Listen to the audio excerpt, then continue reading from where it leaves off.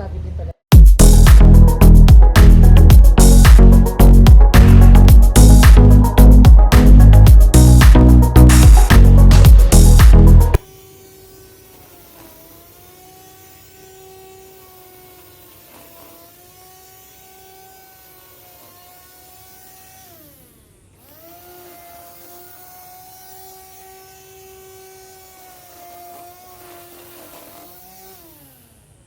Magandang araw sa inyo mga kapromdi. Dito na naman ako sa dating gawi at itong medyo talagang hindi na mapigili yung tag-ulan kaya yung mga Bermuda grass dito sobrang kapal na naman kaya ito yung dating gawi na ginagawa ko noon, so ito gagawin ko na naman ngayon dahil yun nga kung nakikita nyo naman sobrang tumaas na yung mga grass, so talagang kailangan na tupikin na. Pero kung bago lang po kayo ka-Promedi dito sa akin channel, dahil huwag niyo pong kalimutan mag-subscribe muna at i-check po yung notification bell para updated po kayo sa akin mga bagong post. Ay mga ka-Promedi. So ngayon po ka-Promedi, birthday ko ngayon ka-Promedi. So no choice naman ako kundi gumalaw dito dahil siyempre malayo ako sa aking tahanan.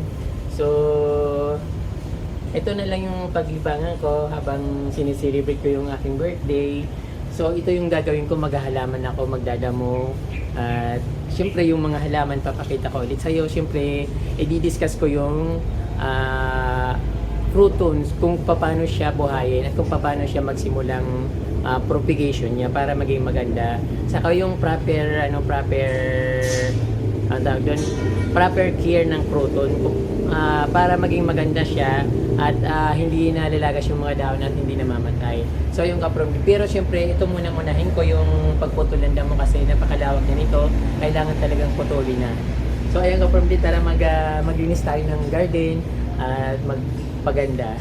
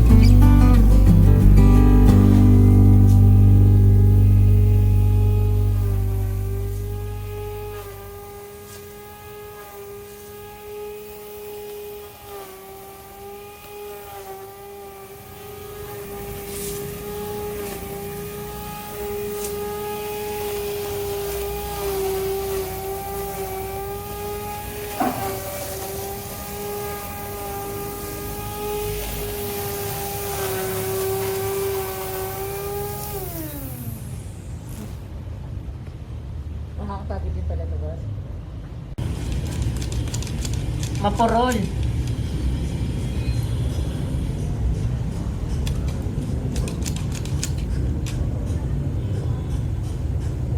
Mga kapromdi, medyo sanay ako sa ganito. Gamitin yung gunting na panggupit ng grass. Kasi syempre ano, parang twice lang ako gumamit nung electric na pang razor ng damo. So ito ngayon yung dating lagi kong ginagamit, kaya lang parang napaka-porol. Ayun, pero pwede naman siya. Ayan, pero mas sanay pa rin ako sa ganito kasi parang nakokontrol ko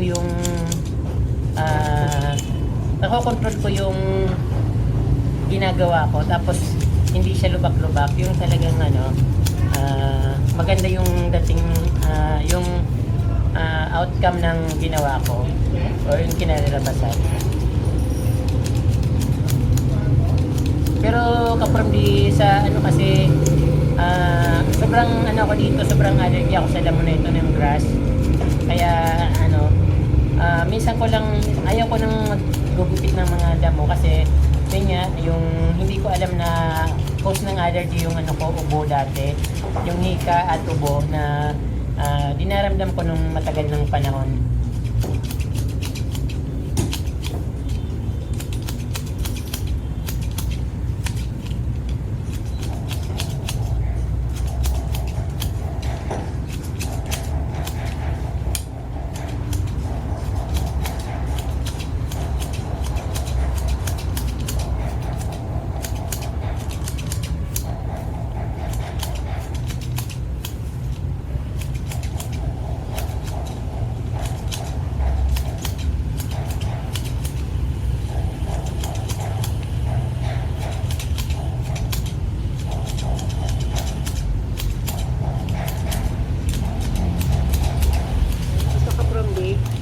Mas prepared pa rin ako gumamit ng ano, gunting kaysa sa grass razor kasi ito nakasanayan ko, saka yung ano, yung ginagamit ko kanina na electric razor, parang masakit sa likod, nakakangalay dito sa likod.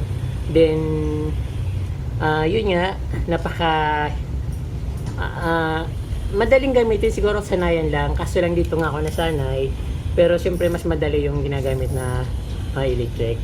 So ngayon kapromdi, yung susunod ko naman na i-discuss yung ano, yung croutons na sinabi ko nga na i-discuss ko dun sa first part ng video. So ngayon ipapakita ko sa inyo, or hindi ko maipapakita kung paano itatanim. So magti-tips, bibigyan ko lang kayo ng tips para kung paano alagaan yung crouton, kung paano siya i-propagate ng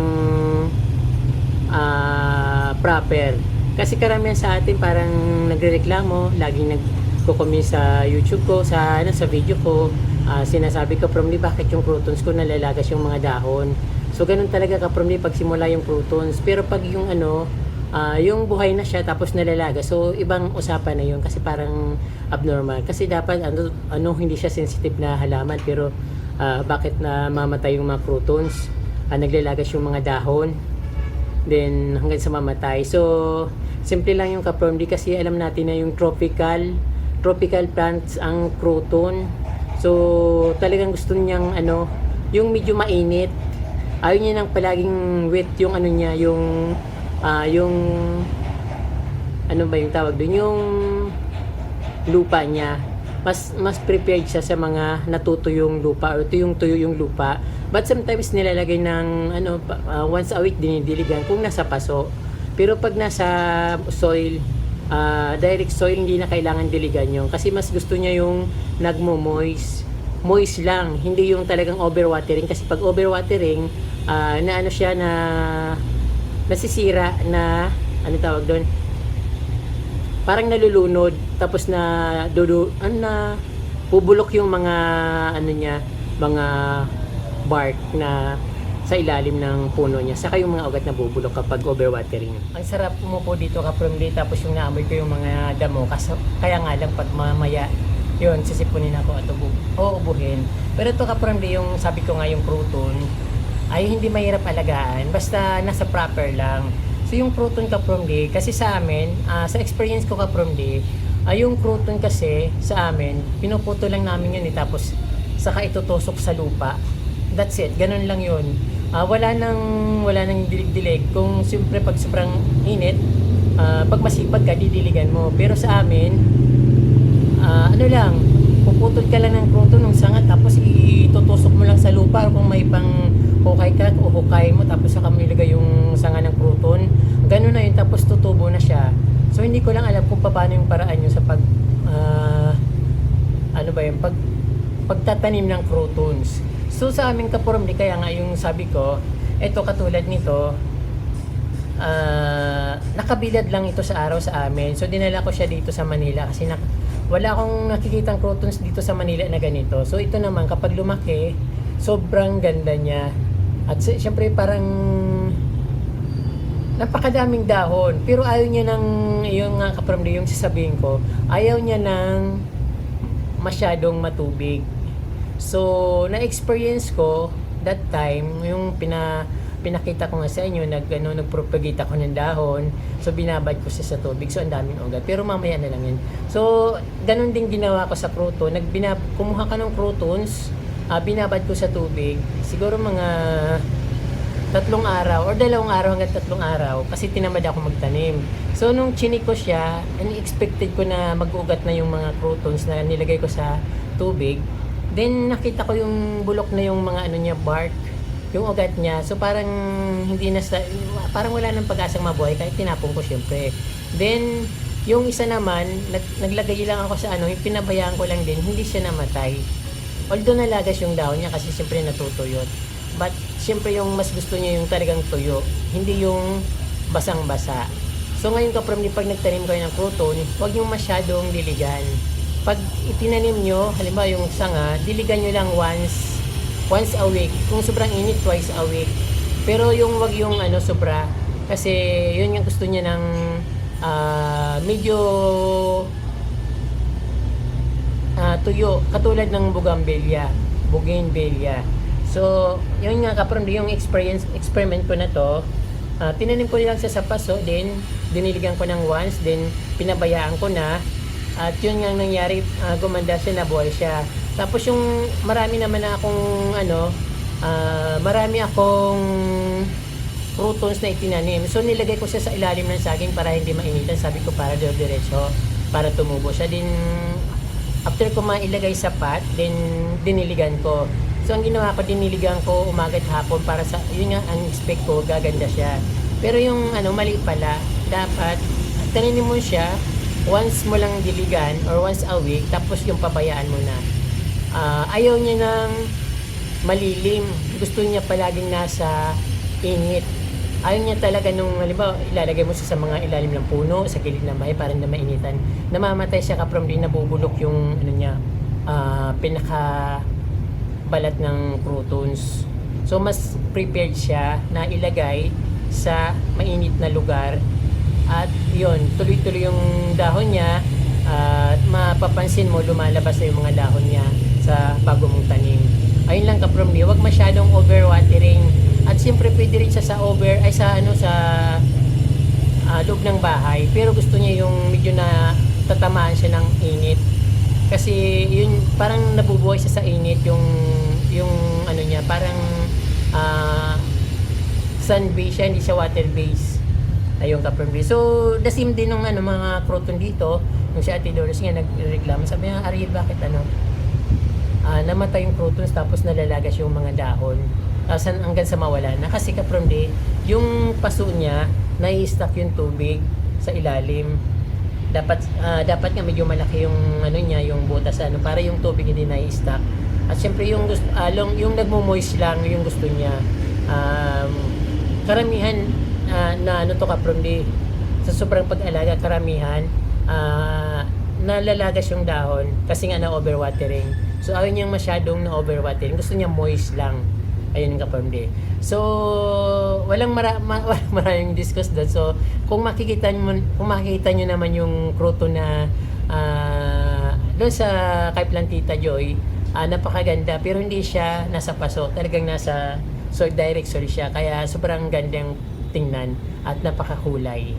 Ayun ka-from, yun lang masasabi ko sa inyo sa mga croutons, sa nagtatanong ng mga croutons, bakit namamatay yung croutons at bakit nalalagas yung mga dahon. Yun nga, wag sobrang watering at tama lang sa pag-alaga kasi minsan binibibi natin. Ayan po mga ka-from, maraming pong salamat sa inyong panonood at don't forget to subscribe and share the video. Huwag niyo po rin kalimutan na i-touch yung notification bell para updated po kayo sa aking mga bagong post. Maraming pong salamat ka-from. Mabalos.